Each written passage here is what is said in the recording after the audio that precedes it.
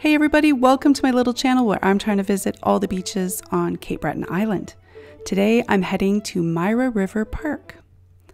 I'll tell you how to get there, what to expect when you arrive, and I'll end with some interesting information I dug up while researching this beach, so hang around till the end. Plus, I'll give you a status update on how many beaches I've visited so far, and I'll tell you where I'm going next. All right, here is the Mira River. Let's have a look.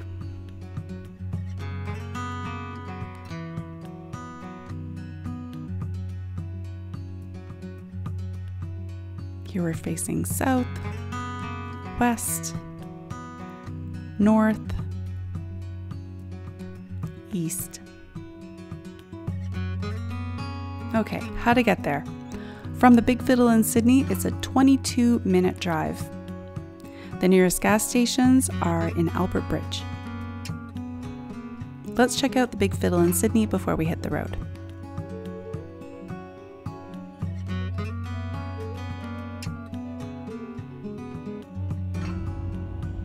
Let me tell you a bit about the park. Lands were initially acquired for the park in 1962, with major acquisitions occurring in 1968 and 1973. The property was designated a provincial park in 1984. In an area of almost exclusively private properties, the park provides one of the few public access points to the Mira River. Here is the sign for the park.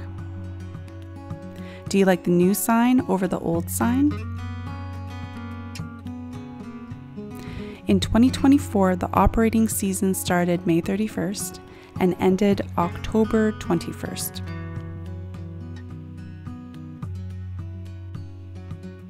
There are 81 unserviced campsites, 59 serviced campsites, and 16 walk-in campsites. There are 2 beaches, a day-use beach and the campers beach. I'm going to show you the day-use beach. There's lots of parking.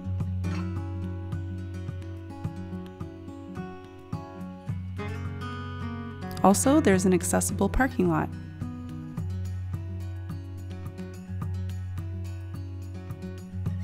You have to have a permit to park there.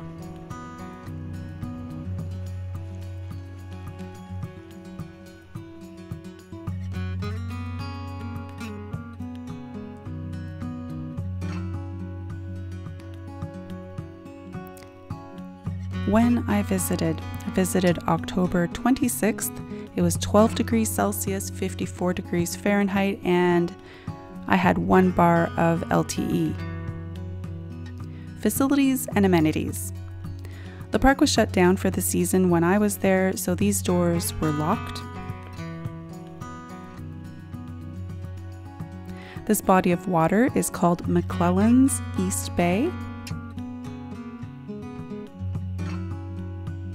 Later in the video, I'll tell you how it got that name.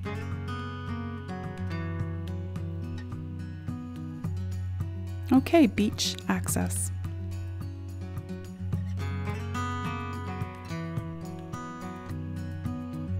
I'll show you where I am. I'm located right there.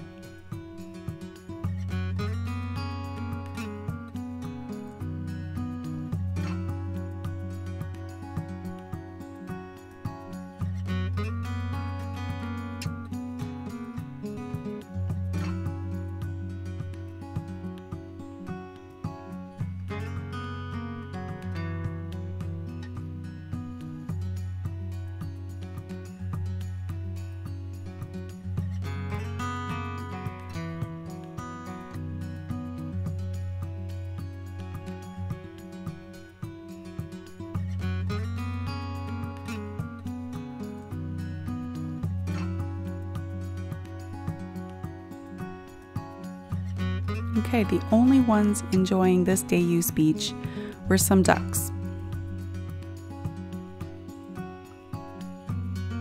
You can see how clear the water is.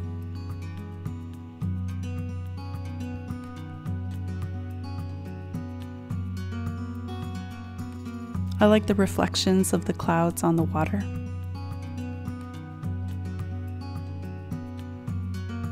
The Mira River is described as a 45-kilometer long or 28-mile long estuarine system on the east coast of Cape Breton.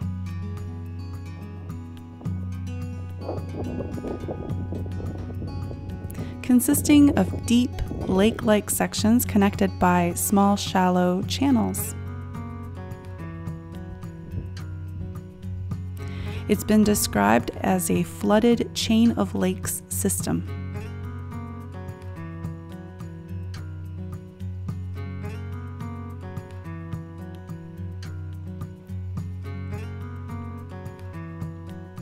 So here's the shore, it's just very small pebbles.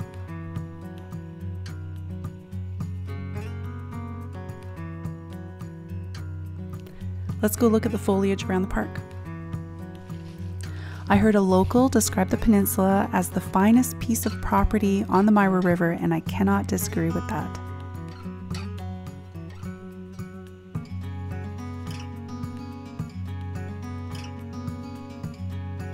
Here's the playground.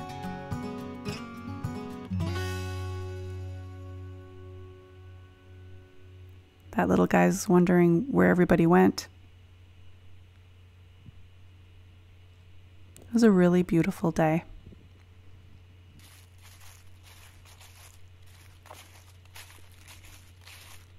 Okay, this is the part of the video where I tell you about some interesting information I learned while researching this beach. I'm going to talk to you about this place right here. It has a few memorial benches. But what really got my attention was that object right there. Sorry for the bad video here. I was less focused on pointing the camera and more focused on trying to figure out what this was.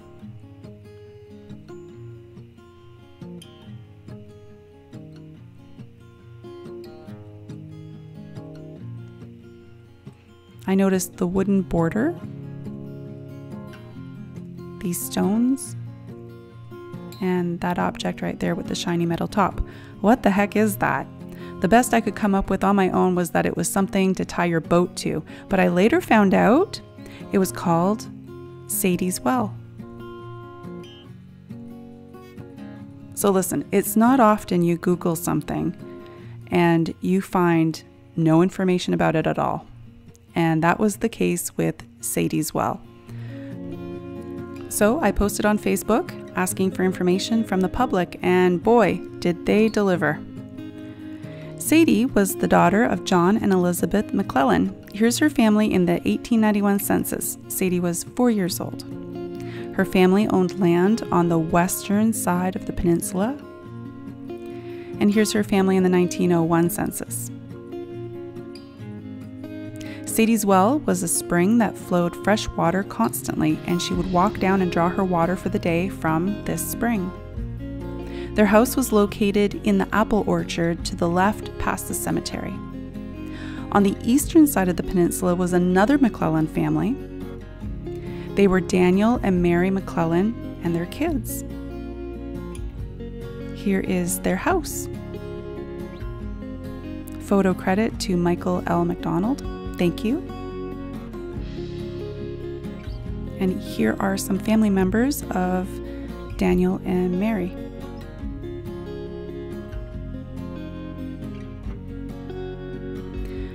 Back to Sadie on the west side.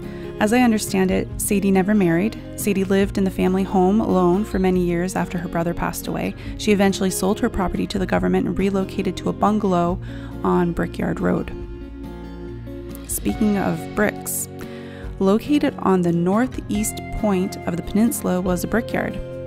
Here's a newspaper clipping showing a group of brick makers. The brickyard was located up here. Bricks from Mira were used to build the St. Andrew's United Church, which today is our Highland Arts Theatre. Look at those bricks. All right, the next time you visit the Mira River Park, please think about the families who lived and worked here before it became a provincial park. All right, status update time. Here are the beaches I visited so far on Cape Breton Island. Number 1, Dominion Beach. Number 2, Big Glace Bay Beach. Number 3, Moraine Cliffs Municipal Park. 4, Port Moraine Sandbar. 5, Lockman's Beach. 6, Myra Gut Beach. 7, Catalone Gut Beach. 8, Manitou Beach. 9, Gabarus Beach. 10, Belfry Beach. 11, Battleman's Beach. 12, Indian Beach. 13, Polar Bear Beach. Halfway there. 14, Florence Beach. 15, Schooner Pond Beach. 16, Dalem Lake Beach. 17, Groves Point Beach.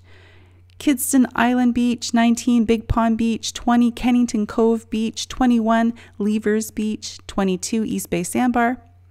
23, Point Michaud. 24, Gooseberry Cove. 25, Lewisburg Lighthouse and Coastal Trail. 26, Tablehead Beach. 28, Mystery Beach near Little Pond. 29, Mira River Park. I visited most beaches in CBRM, but there's still a few more to go. Whew. All right, so my upcoming plans. Mornings around here are starting to get pretty cold. It's windshield scraping time. But I still have content to get me into 2025, so here are videos coming up soon over the next few weeks. Gabarus Lighthouse, Cranberry Beach, Ocean Beach, Low Point Lighthouse, Marie Joseph Breaker Beach, Morrison Beach, Richards Beach, St. Esprit Beach, Shenandoah Beach, and Castle Bay Beach. Hey, if you enjoyed this video about Mira River Park and Sadie's Well, the best way to support the channel is to subscribe and watch more videos. Watch the videos all the way to the end, hit like, share, leave a comment. All of that sends positive signals to YouTube, and as a result, YouTube pushes my channel to more people. If you're brand new here, welcome to the channel. Check out the playlists I've created just for you. Check out the extra information in the video description. And as always, I want to thank you so much for watching. I want you to have a great day, and I'll see you sometime next week. Bye for now.